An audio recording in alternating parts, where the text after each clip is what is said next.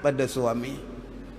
Semayang boleh buat, puasa boleh buat, jaga maruah boleh buat, nak taat pada suami tu, lehau sudah dah, pukul 7.30 lah mayang maghrib. Sak lah bang, nak habis dah ni. Sak habis pukul 8, lagi mayang maghrib pukul 8 suku. Mayang, abang pasal apa? Sudah nampak. Orang kata sak lah, nak habis dah. Nak tengok Zuhar repeat ni jadi apa? La ilaha illallah. Abang kata pergi semayang, sekali aku katok dengan TV aku. Alah dia tu baru sekali pergi ceramah Ustaz Kazim. Nampak tak tuan-tuan? Hak tu jadi payah. Dia duk tengok suami dia lekeh. Suami dia baru 2 kali pergi masjid dan nak dakwah kita lah dulu abang. Dah kata tak boleh tengok TV, beli buat apa? Buang TV, buang. Semayang. Berjalan tu duk hentak kaki pergi bilik ayam. Pendek retak tai. Yang tu yang jadi payah pada orang perempuan. Maka dia datangkan kitab ni supaya orang perempuan ni jaga puasa, jaga semayang, jaga diri dia supaya tak terbatal amalan dia. Sebab nombor 4 yang susah nak dibuat. Baik, kata dia, maka wajiblah atas segala perempuan yang tersebut itu belajar supaya dan mengetahui akan hukumnya, supaya terpelihara segala amalnya yang kebajikan dan lagi beroleh manfaat akan dia pada hari akhirat, kerana beberapa seksa dan azab Allah Ta'ala atas perempuan yang derhakakan kepada suaminya pada esok harinya. Sangatlah menyesal atas segala perbuatan tersebut, maka tidaklah berguna oleh sesalnya dan duka citanya pada waktu itu. Tuan-tuan yang dirahmati Allah, dalam hadis ni Nabi SAW menyebut kepada kita tentang, dalam bab ini Nabi menyebutkan kepada orang perempuan, subhanallah, jaga benda ni. Berapa banyak orang perempuan rosak amalan dia sebab apa? Ada Nabi sebut rosaknya amalan sebab bila suami panggil tak layan suami dia. Rosaknya amalan dengan sebab keluar rumah tanpa izin. Rosaknya amalan sebab duk panggil orang lain mai masuk dalam rumah tanpa izin si suami. Sebab tu kena jaga amalan sungguh. Menjaga amalan inilah tuan-tuan kena buat. Abang-abang pun jaga amalan. Kita main masjid ni bagus dah. Parking masjid, naik mai sini lah, naik tangga pula, saat lagi turun pula, naik pula nak semayang, bagus dah. Tapi tolong jaga hati. Tolong jaga hati. Kita main masjid pukul 5 suku pagi. Tok Imam tak ada, Tok Siak Tepam tak ada, kita dulu sampai. Tengah-tengah duk semayang tu, Honda Cup Tok Imam sampai. Dalam hati duk kata, baru dia tahu siapa main awal. Bismillahirrahmanirrahim. Habis tak nak. Tu nama dia ujuk. Satgi dia nyimbang pula habis-habis sembahyang subuh, makan roti canai. Saya main awal dia Tok Siap. Bukannya ada gaji apa pun. Dia main lambat, saya buka kipas semua, saya semua tak ada, saya tak tahu. Habis pula sebabkan riak. Sebab itu wajib menjaga hati, wajib menjaga amalan. Kerana amalan inilah yang nak tolong kita di hari kiamat. Baik, i'lam artinya, ketahuilah olehmu bahawa sesungguhnya derhakakan perempuan itu akan suaminya memberi fatwa oleh beberapa ulama, termasuk di dalam dosa yang amat besar. Salah satunya ialah menegah ia akan suaminya daripada mengambil kesukaan, sama ada diwati atau lainnya, seperti menegah ia akan suaminya daripada menjamah dan menyentuh pada barang tempat daripada badannya. Tuan-tuan yang dirahmati Allah, Nabi SAW sebut, kata Nabi an Abi Hurairah radhiyallahu anhu qala Nabi SAW, idza da'a ar-rajulu imra'atuhu ila firashihi fa'abat fabata ghadban 'alaiha. Mana-mana orang perempuan yang dipanggil oleh suaminya supaya pergi kepada tempat tidurnya, Firash. Firash ni maknanya hamparan. Suami kata lihai, mailah tidur. Esok Jumaat.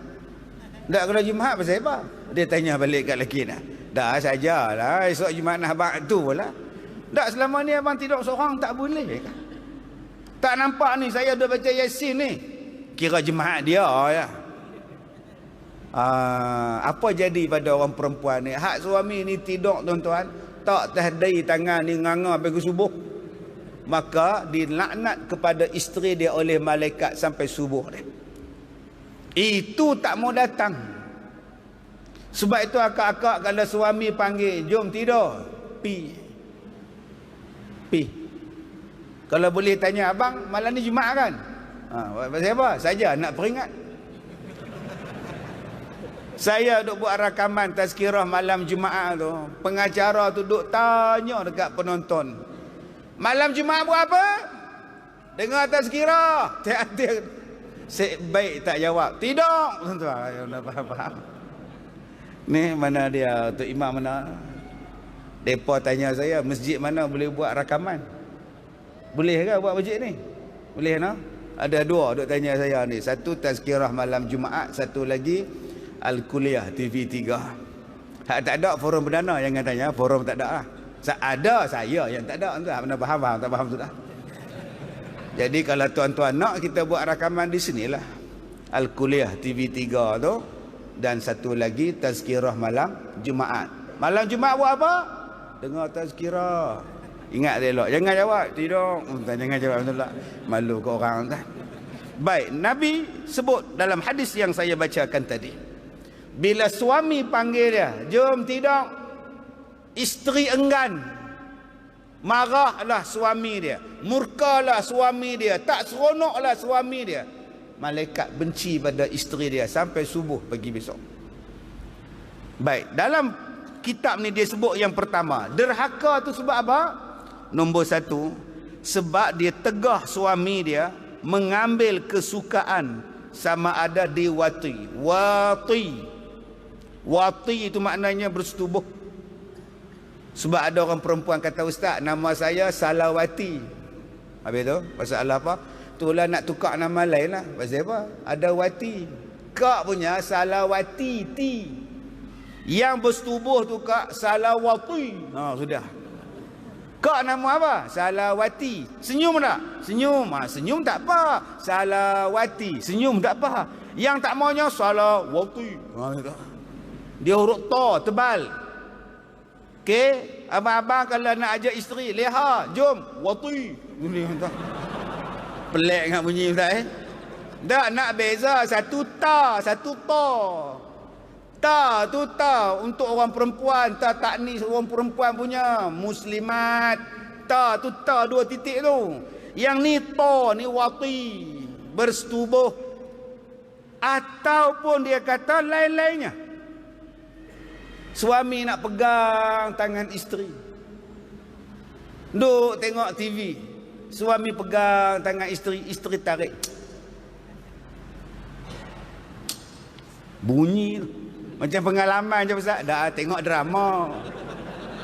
Jangan tuan-tuan kata macam pengalaman je ustaz ni. Dah lah bunyi mata tu pula, tangan tarik. Berpegang orang siapa? Yang tu dia tak buat apa kau, dia nak pegang tangan, biar pergi. Hak tu pun dah akal.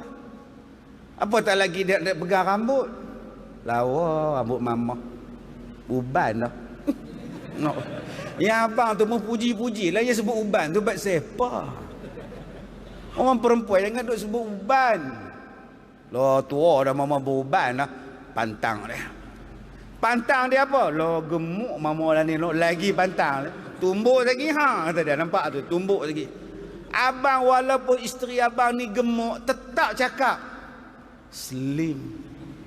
Kurus mama lah ni lo. Mau makan apa? Slimming tea ke apa? Ngada orang tua ni gemuk-gemuk kurus tak mana, tak ada ni kurus lah. Betul. Cuba pusing depan. Pusing belakang pula. Tepi lah. Oh, kurus. Nampak slim tu. Ada orang tua ni Dia masuk dalam bilik tuan-tuan, dia buat apa? Dia cekap pinggan, dia tengok depan cermin. Betul je kan orang tua ni. Tak percaya cuba buat malam ni tuan. Ataupun kata dia menegah suami dia daripada menjamah dan menyentuh pada barang tempat daripada badannya. Ada isteri dia kata, Ustaz, dosa ke saya tidur bagi belakang saya kat suami saya? Ya, tidurlah Ustaz bagi belakang. Suami kata, "Amboi, bagi belakang kat abang." Dak lenguh Ustaz, kalau tegak tu tak bernafas oi. Cakap kat dia lah, taknya berdosa lah. Bukan tak bagi pegang, cuma bagi belakang. Dia kata, "Abang oi, saya ni jantung saya tak elok. Kalau saya menghadap belah kiri menghadap abang, saya duk tindih jantung." Abang kena faham lah, setengah suami ni sampai tahu tu. Waktu sekarang tengah baik dia tak ungkit. Ni perangai kita. Waktu sekarang ni tengah romantik, makan sate kongsi 2 orang, makan chicken chop kongsi 2 orang, ayak nyok sebiji 2 straw. Tak ungkit, tunggu bergaduh. Dak hang nak bercerai dengan isteri hang buat siapa Leman? Hang kira lah aku duk tidur dengan dia. Dia bukan mengadap aku, duk bagi belakang kat aku. Hang kira tengoklah. Dah kira tengok pula. Berapa kali dia nak kira ni? Oi, masa hang baik hari tu hang tak cerita apa pun, bagi belakang pun tak apa, abang faham. Bila bergaduh dia ungkit semua. Ustaz kira tengoklah. Tidur dia bukan menghadap saya, duk bagi belakang. Tapi sekatilah. Sekati tapi tak menghadap saya. Tak apalah, kalau dia tak menghadap abang, abang pindah tempat sana, menghadap dia. Cak menghadap dia tu. Saya buat dah Ustaz, dia menghadap belah sana pula. Tak apalah. Pi main sekolah saya. Stok banyak. Tak pernah faham? Tak faham sudah entah. Stok banyak. Abang tak mau dia pergi sekolah saya. Jangan dia buat rosak dia. Main sekolah saya sepah makcik-makcik pondok tu 69, 78. Semua tu available belaka tuan-tuan. Baik, nombor 2. Demikian lagi derhakalah ia sebab keluarnya daripada rumah dengan tiada izin daripada suami dia. Tanpa izin suami. Tapi Ustaz, suami saya izinkan saya pergi kerja. Kak kerja apa? Kerja cikgu sekolah. Dia izin lah. Oh, dia izin tak apa. Tapi dia izin kak pergi mana? Dia izin kak pergi sekolah.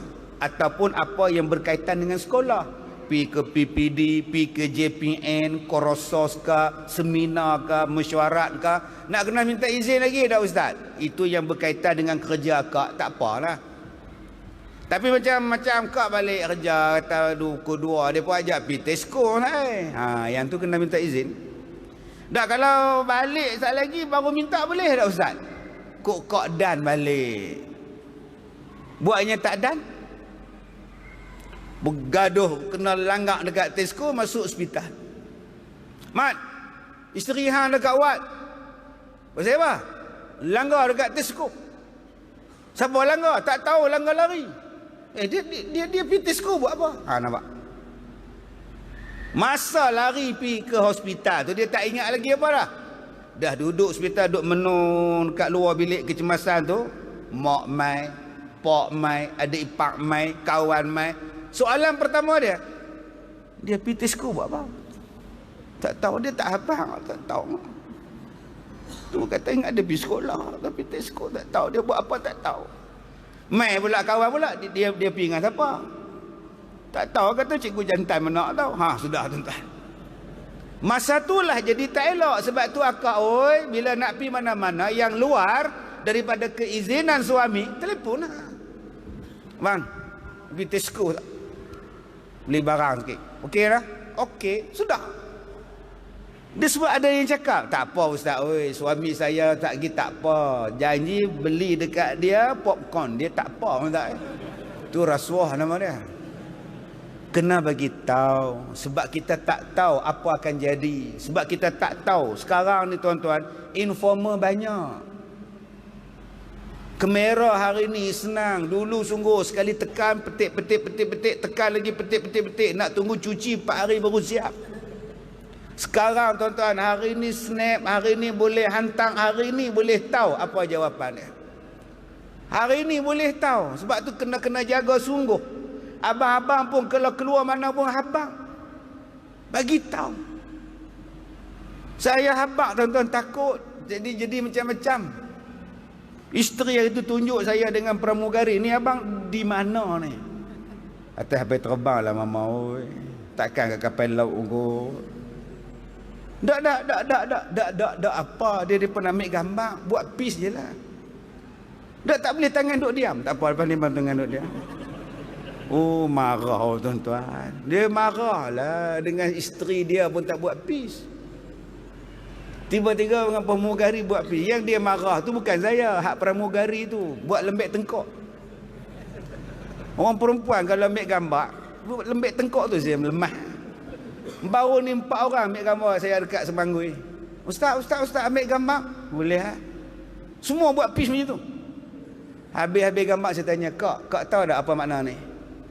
Kak tahu tak apa makna buat peace lagu ni? Tak tahu Ustaz. Jangan buat saja Kak. Ni tanda dia akak bersedia untuk menikah jadi isteri nombor 2, jadi madu, tahu tak? Oh iya ke? Tak mau buat dah. Elok buat. Jadi akak-akak jangan kata dia buat lagu ni dah. Tahu suami cantik punya ni tuan-tuan.